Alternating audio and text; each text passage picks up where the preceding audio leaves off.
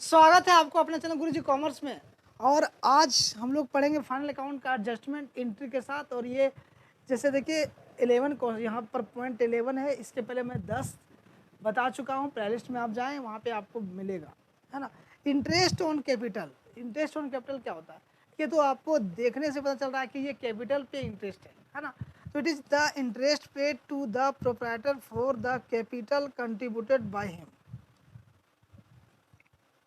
It is an expenses for the business. जैसे कि proprietor जो कैपिटल लगाता है ना बिजनेस में, तो उस पर उसको इंटरेस्ट मिलता है, लेकिन ये जो बिजनेस के लिए क्या एक्सपेंसेज है और प्रोप्राइटर के लिए क्या इनकम है। ओके, तो यहाँ पे इसका एंट्री जो हम लोग करते हैं तो interest on capital account debit to capital account, और ये जो होता है profit and loss account to interest on capital account. मतलब ये जो प्रॉफिट एंड लॉस अकाउंट में हम इसका क्रेडिट साइड में लिखते हैं, क्योंकि इनकम जो होता है ना वो क्रेडिट किया जाता है। ये नॉमिनल अकाउंट का रूल है कि इनकम क्रेडिट करना है, गेन को क्रेडिट करना है, लॉस को डेबिट करना है, एक्सपेंसेस को डेबिट करना है। तो ये इनकम है तो क्रेडिट होगा ना। तो हम लोग क्या करेंगे, debited in profit and loss account, है ना, और in the balance sheet as an addition to capital account. ये कैपिटल अकाउंट में क्या करते हैं, इसको ऐड करते हैं बैलेंस शीट में। क्लियर है? तो देखिए कन्फ्यूजन यदि है आप लोगों को तो मैं यहाँ पे क्लियर कर दे रहा हूँ। जैसे कि मैक्सिमम स्टूडेंट लोग को यहाँ पे कन्फ्यूजन आ जाता है, क्योंकि इंटरेस्ट ऑन कैपिटल क्या है कि इनकम है, मानते हैं आप, लेकिन नहीं। क्यों? क्योंकि इनकम तो है किसका, प्रोप्राइटर का, क्योंकि कैपिटल में उसको इंटरेस्ट मिल रहा है। लेकिन बिजनेस के लिए क्या है, वो एक्सपेंसेज है ना। बिजनेस के लिए क्या है, एक्सपेंसेज है। तो एक्सपेंसेज को हम लोग डेबिट करते हैं, याद रखेंगे, है ना। तो यहाँ पे हम लोग जब प्रॉफिट एंड लॉस अकाउंट बनाते हैं ना, तो प्रॉफिट एंड लॉस अकाउंट में इसको डेबिट साइड में लिखते हैं। यहाँ पे देखिए ये रहा आपका प्रॉफिट एंड लॉस अकाउंट, और इधर डेबिट साइड में लिखते हैं to interest on capital account. ठीक है, ये डेबिट साइड में लिखा जाता है। लेकिन यहाँ पर देखिए अब ये बैलेंस शीट में है, तो बैलेंस शीट में क्या होगा, तो लायबिलिटी साइड ये आपका हो गया लायबिलिटी साइड, ये हो गया आपका एसेट साइड। ठीक है, तो लायबिलिटी साइड में हम लोग क्या करते हैं, कैपिटल में इसको ऐड करते हैं, इंटरेस्ट ऑन कैपिटल, और ऐड करने के बाद बाहर लिखते हैं। समझ में आया? मतलब क्या है कि interest on capital profit and loss account के डेबिट साइड में होगा और बैलेंस शीट में कैपिटल में ऐड किया जाएगा। ठीक है, नेक्स्ट है इंटरेस्ट ऑन ड्राइंग। ओके, तो देखिए यहाँ पे इतना सारा चीज़ आप देख लेंगे ना तो आपका फाइनल अकाउंट में कोई प्रॉब्लम नहीं होगा। मैं आपको वादा करता हूँ कि प्रॉफिट एंड लॉस अकाउंट बनाएंगे, आपका एडजस्टमेंट का जो एंट्री है, एडजस्टमेंट जो करते हैं, कभी कंफ्यूजन ना होगा। इसलिए आप स्टार्टिंग से देखेंगे और अंत तक देखेंगे। क्लियर है? इंटरेस्ट ऑन ड्राइंग ये क्या होता है, ड्राइंग क्या होता है आपको पता है ना। अब पर्सनल यूज के लिए, है ना, पर्सनल यूज के लिए जो आप बिजनेस से कुछ कैश या तो कुछ गुड्स निकालते हैं, उसे क्या बोलते हैं, ड्राइंग कहते हैं, है ना। अब वो कौन तो निकालता, कौन है, ओनर, है ना। जो प्रोप्राइटर रहता है ना वही निकालता है अपना पर्सनल यूज के लिए। जैसे कि रेंट पेड कर रहा है या तो इंश्योरेंस पेड कर रहा है, तो वो पर्सनल यूज हुआ ना उसका, उसके लिए वो बिजनेस से पैसा निकाल रहा है, तो कैश में निकालेगा तो ड्राइंग हो गया। मतलब कि और यदि गुड्स भी निकालेगा तो ऊपर भी ड्राइंग होगा। क्यों? क्योंकि पर्सनल के लिए। ठीक है, तो इससे देखिए ये समझ में आपको आ गया, पर्सनल यूज के लिए जो निकाला उसे क्या बोलते हैं, ड्राइंग। ठीक है, तो वो जो ड्राइंग तो किया, लेकिन उससे इंटरेस्ट भी देना पड़ेगा। ठीक है, इंटरेस्ट देना होगा किसको, बिजनेस को, है ना। तो बिजनेस को इंटरेस्ट कौन देगा, ओनर देगा। तो इसका एंट्री जो होगा capital account debit to interest on drawing account, है ना। कैपिटल अकाउंट डेबिट, कैपिटल मतलब जो ओनर का कैपिटल है उसका अकाउंट को डेबिट करिए to interest on drawing account, और second entry interest on drawing account debit to profit and loss account. Clear है ना? और ये देखिए credited in profit and loss account, मतलब बिजनेस के लिए क्या हुआ, ये बिजनेस के लिए ये इनकम होगा, है ना। इंटरेस्ट ऑन ड्राइंग जो है ना वो बिजनेस के लिए इनकम होता है, लेकिन ऑनर के लिए क्या होता है, एक्सपेंसेस होता है। ठीक है, तो इनकम हम अभी बना रहे हैं बिजनेस का ना, फाइनल अकाउंट तो बिजनेस का बना रहे हैं, तो ये बिजनेस का इनकम दिखेगा। तो जब इनकम की बात आए तो आपको क्या करना है, क्रेडिट कर देना है प्रॉफिट एंड लॉस अकाउंट में, है ना। तो प्रॉफिट एंड लॉस अकाउंट में से क्रेडिट करेंगे और बैलेंस शीट में क्या होगा, तो डिडक्ट किया जाएगा किससे, कैपिटल से। ओके, तो यहाँ पे देखिए ये रहा आपका प्रॉफिट एंड लॉस अकाउंट, तो प्रॉफिट एंड लॉस अकाउंट में क्या करेंगे, तो इसको क्रेडिट साइड में लिख देंगे, ठीक है। क्रेडिट साइड में लिखेंगे क्या, bye interest on drawing, clear है। और यहाँ पर ये मान लीजिए ये बैलेंस शीट है, तो बैलेंस शीट के कैपिटल है, कैपिटल में यहाँ पे लेस किया जाएगा इंटरेस्ट ऑन ड्राइंग, और लेस करने के बाद यहाँ पे लिखेंगे। आई होप क्लियर है। तो यहाँ पे देखिए accidental loss of an assets, ये क्या होता है, एक्सीडेंटल लॉस है ना, मतलब अचानक कुछ लॉस हो गया एसेट्स पे। When assets is not injured, when an asset is destroyed due to fire, हो सके आग लग गया, भूकंप आ गया है ना, इसके वजह से, या तो चोरी हो गया, ये भी हो सकता है ना। तो यहाँ पे देखिए due to fire etc and it is not injured, the entire loss is to be borne by the business. तो ये क्या है, आकस्मिक घटना इसको बोलते हैं, एक्सीडेंटल है ना। तो ये क्या होता है कि ये टोटली इंटायरली लॉस नहीं होता है। जैसे अब मान लीजिए आग लगने की वजह से पूरा क्या हो गया कि एसेट्स जल गया, पूरा बर्बाद हो गया, वेस्ट हो गया, लेकिन उस एसेट्स का तो इंश्योरेंस किया हुआ है, तो इंश्योरेंस कंपनी भी तो देगा पार्टली, और पार्टली लॉस होता है, ठीक है।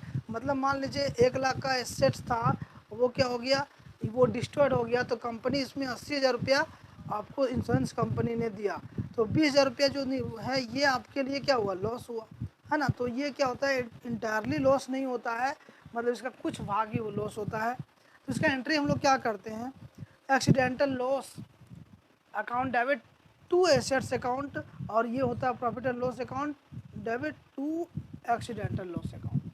तो यहाँ पे ये लॉस है ना बिजनेस के लिए, तो डेबिट साइड में लिखेंगे, ठीक है। और जो एसेट्स होगा बैलेंस शीट में क्या किया जाएगा, उसमें डिडक्ट किया जाएगा। देखिए तो प्रॉफिट एंड लॉस अकाउंट में, तो ये रहा आपका प्रॉफिट एंड लॉस अकाउंट, ठीक है। ये प्रॉफिट एंड लॉस अकाउंट में क्या लिखेंगे, 2 में लिखेंगे हम लोग, लॉस बाय फायर, ठीक है। लॉस बाय फायर, आग लगने की वजह से लॉस हो गया, तो 2 में लिखा जाएगा। और बैलेंस शीट में क्या करेंगे, जो एसेट्स, मान लीजिए वो बिल्डिंग है ना, सॉरी यहाँ पे लायबिलिटी साइड में नहीं, क्रेडिट साइड, ये इधर हम लोग लिखते हैं ना, ये मान लीजिए बिल्डिंग है, ठीक है। बिल्डिंग था आपका पहले कितना, 1 लाख का, तो इंश्योरेंस कंपनी आपको कितना दिया है ना, इंश्योरेंस कंपनी जो दिया वो मतलब जो लॉस हुआ वहाँ पे टू लॉस बाय फायर, तो यहाँ पे कितना, ये 20,000 रुपया, तो आप लिखेंगे कितना, ये जो बैलेंसिंग आया आप यहाँ पे लिखेंगे, समझ में आया। तो क्या करते हैं इसको, रिडक्शन फ्रॉम एसेट्स। नेक्स्ट है यहाँ पे, when assets is insured in this case instead of firm, the insurance company will bear the loss. इसका एंट्री क्या करेंगे, इंश्योरेंस कंपनी अकाउंट डेबिट, इसका एंट्री देख लीजिए, insurance company account debit to assets account, जो इंश्योरेंस कंपनी बोर्न कर रही है इसको लॉस को, तो insurance company account debit to assets account, और यहाँ पे बैंक अकाउंट डेबिट है ना, तो इसका एंट्री 3 एंट्री होता है। कितना एंट्री होगा, पहला एंट्री जो होगा insurance company account debit to assets, ये एसेट्स पे इंश्योरेंस किया हुआ है उसका एंट्री होगा। सेकेंड में क्या होता है, वो पेमेंट करती है, ठीक है, इंश्योरेंस जो कंपनी है वो पेमेंट करेगा, तो हमारे बिजनेस में क्या हो, पैसा आ रहा है ना, तो यहाँ पे बैंक अकाउंट डेबिट होगा। क्यों, क्योंकि रियल अकाउंट का रूल है ना, आपको पता है ना, रियल अकाउंट का रूल क्या है, debit what comes in and credit what goes out. तो पैसा आपका बैंक में आ रहा है, इसलिए बैंक अकाउंट डेबिट। आपके पास यदि कैश आएगा तो कैश अकाउंट डेबिट भी आप लिख सकते हैं, लेकिन यहाँ पे पैसा बैंक में आ रहा है तो बैंक अकाउंट डेबिट, क्लियर। 2 में इंश्योरेंस कंपनी, क्योंकि देने वाला कौन है, तो देने वाला जो है वो इंश्योरेंस कंपनी है। आपको ये पता होगा, पहले भी आप 11 में पढ़े होंगे, और नहीं पढ़े तो आप जाके प्लेलिस्ट में देखेंगे, वहाँ पे आपको वीडियो मिलेगा। क्योंकि पर्सनल अकाउंट में आप, पर्सनल अकाउंट का रूल क्या है, debit the receiver and credit the giver, मतलब जो देता है उसे क्रेडिट करना है, जो पाता है उसे डेबिट करना है, ठीक है। तो यहाँ पर देखिए इंश्योरेंस कंपनी, एक इंश्योरेंस कंपनी क्या होता है, पर्सनल अकाउंट में आता है ना, कंपनी क्या पर्सनल अकाउंट में है, और पर्सनल अकाउंट का रूल क्या होता है, debit the receiver and credit the giver. तो यहाँ पे देखिए इंश्योरेंस कंपनी क्या देने वाला है ना, इसलिए इसको क्या किए, क्रेडिट किए। क्लियर है। तो ये एंट्री हम लोग यहाँ से करते हैं। और थर्ड एंट्री, एक और एंट्री जो हम लोग करते हैं वो आपका है profit and loss account to assets. क्योंकि ये प्रॉफिट एंड लॉस अकाउंट हमारा हुआ टू एसेट्स, ये क्या हुआ, लॉस लग गया ना, तो loss profit and loss account debit to assets, यानी कि पीएल अकाउंट जब हम लोग बनाएंगे ना तो यहाँ पे टू लिखेंगे एसेट्स, क्योंकि एसेट्स में लॉस लगा है। समझ में आया ना? तो क्लियर है। यहाँ पे लिखेंगे with the amount of loss difference between book value of assets and amount admitted as claim. समझ में आया? क्लियर है। नेक्स्ट यहाँ पे देखिए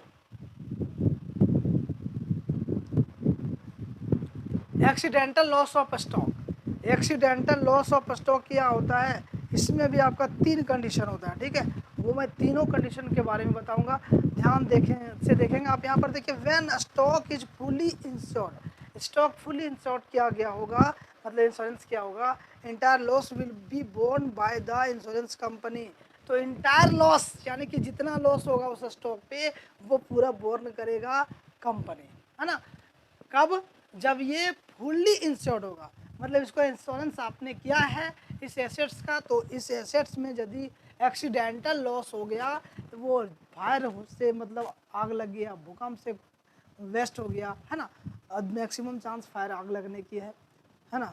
तो यहाँ पे देखिए वो क्या होगा, टोटल मतलब इंटायरली अमाउंट जो है वो कंपनी आपको देगी। तो इसका एंट्री क्या करेंगे, insurance company account debit to trading account, है ना, insurance company account debit to trading account, क्योंकि ये ट्रेडिंग अकाउंट में हम लोग इसको लिखते हैं क्रेडिट साइड में, ठीक है। Insurance company is shown on the credit side of trading account.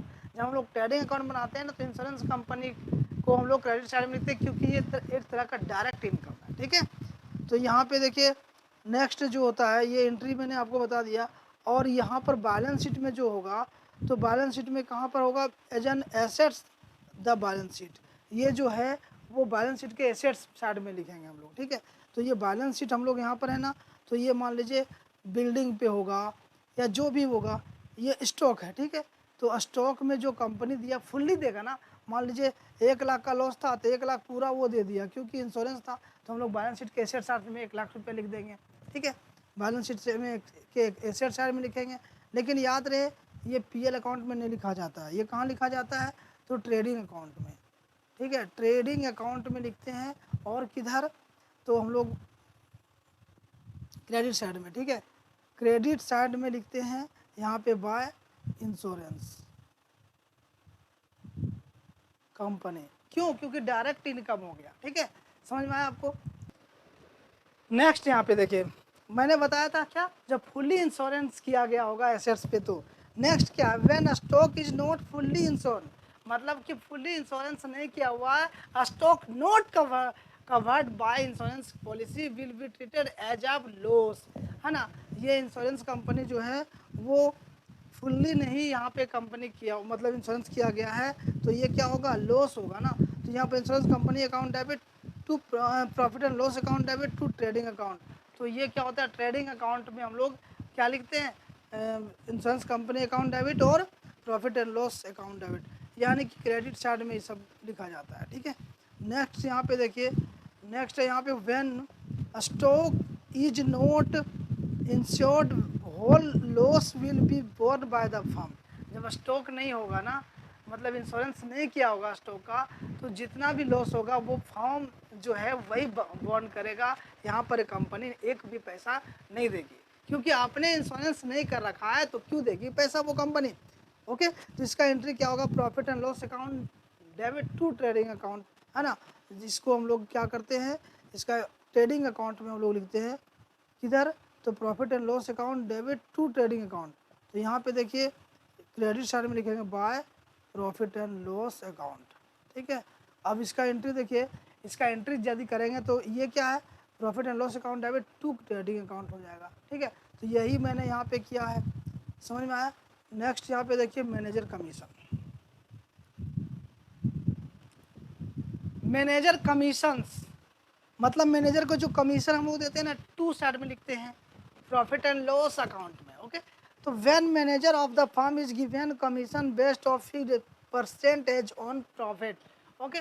मतलब जब हम लोग एक डिप्यूट करते हैं मैनेजर को, तो मैनेजर को क्या दिया जाता है, कमीशन मिलता है, फिक्स 1% कमीशन पे वो होगा, मतलब प्रॉफिट पे उसे कमीशन मिलेगा। तो इसका एंट्री जो होगा profit and loss account debit to commission payable, है ना, profit and loss account debit to commission payable, यानी कि ये जो है आपका एक तरह से लॉस है, तो लॉस को हमेशा डेबिट किया जाता है ना। तो यहाँ पर टू, देखिए यहाँ पे कमीशन पेबल। अब ये क्या होगा, प्रॉफिट एंड लॉस अकाउंट के डेबिट साइड में लिखेंगे, क्योंकि ये लॉस है ना, और लॉस को हमेशा डेबिट में लिखते हैं। और ये देखिए बैलेंस साइड में लिखते हैं हम लोग, बैलेंस का लायबिलिटी साइड में लिखते हैं इसका अमाउंट। क्लियर है। तो यहाँ पे हम लोग 15 पढ़ चुके हैं, जो कि एडजस्टमेंट एंट्री है ना, ये कैसे हम लोग लिखते हैं, ये सारा चीज़ यहाँ पे मैं चर्चा किया हूँ। अब मैनेजर का कमीशन कैसे निकालते हैं वो चीज़ जान लेंगे, और आगे भी इसका चलेगा, है ना। तो आगे का नेक्स्ट वीडियो में चलेगा, बस आपको जाना नहीं है, क्योंकि ये अभी तो चैप्टर अभी बाकी है। ओके, तो जाना कहीं नहीं है, मैं आगे का वीडियो में बताऊंगा। लेकिन इस वीडियो में देखिए यहाँ पे मैनेजर को क्लियर कर देते हैं यहीं पे, इसी वीडियो को बस थोड़ा सा और समय देंगे आप लोग, और इसी तरह से शेयर करते रहेंगे आप लोग सभी दोस्तों को। यहाँ पे देखिए कैलकुलेशन हम लोग मैनेजर का कमीशन कैसे करते हैं, ये बहुत इंपॉर्टेंट है, क्योंकि आंसर में मैनेजर का कमीशन सही आता ही नहीं है, क्या है कि आप गलत करने लगते हैं। ठीक है, तो यहाँ पे देखिए if commission is charge as a percentage of net profit before, देखिए यहाँ पर आपको मेन जो कीवर्ड है ना, आपको यहीं से देखना है, ये net profit before charging, net profit before charging, है ना। यहीं से रूल को दो रूल में बांटा गया है, बस एक यहाँ पर रहेगा आपका नेट प्रॉफिट बिफोर चार्जिंग, और यहाँ पर रहेगा नेट प्रॉफिट आफ्टर चार्जिंग, बस दो ही, इसी में दो फार्मूला आ गया आपका। ठीक है, तो जब नेट प्रॉफिट बिफोर चार्जिंग रहेगा तो मैनेजर का कमीशन कैसे निकालते हैं, तो प्रॉफिट बिफोर कमीशन, मतलब जो इस कमीशन के पहले जो प्रॉफिट आया है उसमें से क्या करेंगे, रेट ऑफ कमीशन, कमीशन का रेट जो है, मान लीजिए 10% कमीशन मिलेगा मैनेजर को, तो जो प्रॉफिट आया है, मान लीजिए 1 लाख रुपया प्रॉफिट आया है कमीशन देने के पहले, ठीक है, तो उसमें से हम 10% निकालेंगे, तो 10/100 कर देंगे। कब की बात है, तो ये net profit before charging commission. ठीक है, लेकिन यही क्वेश्चन जब रहेगा आपका क्वेश्चन में net profit after charging commission, तो क्या करेंगे, तो बस वही काम करना है, यहाँ पर थोड़ा सा आपको थोड़ा सा ज़्यादा काम करना है।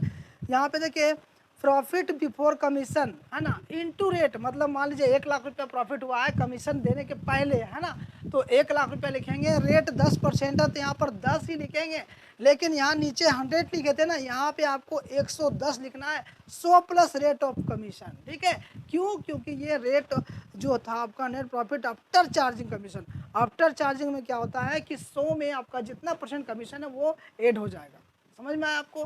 और बिफोर में क्या होगा कि नीचे 100 ही रहेगा, बस ये 2 पॉइंट है, और ये 2 ही मेथड से आप मैनेजर का कमीशन कैलकुलेट करेंगे, बस कंफ्यूजन नहीं रहना चाहिए, क्योंकि जब भी क्वेश्चन पढ़ेंगे आप तो यहाँ पर नेट प्रॉफिट बिफोर चार्जिंग ध्यान पे देंगे, और एक नेट प्रॉफिट आफ्टर चार्जिंग, यही आपको ध्यान देना है, ये बिफोर और ये आफ्टर में ही रूल जो है वो चेंज हो जाता है। क्लियर है ना। तो चलिए मिलते हैं नेक्स्ट सेशन में, 16 पॉइंट से आगे बढ़ेंगे।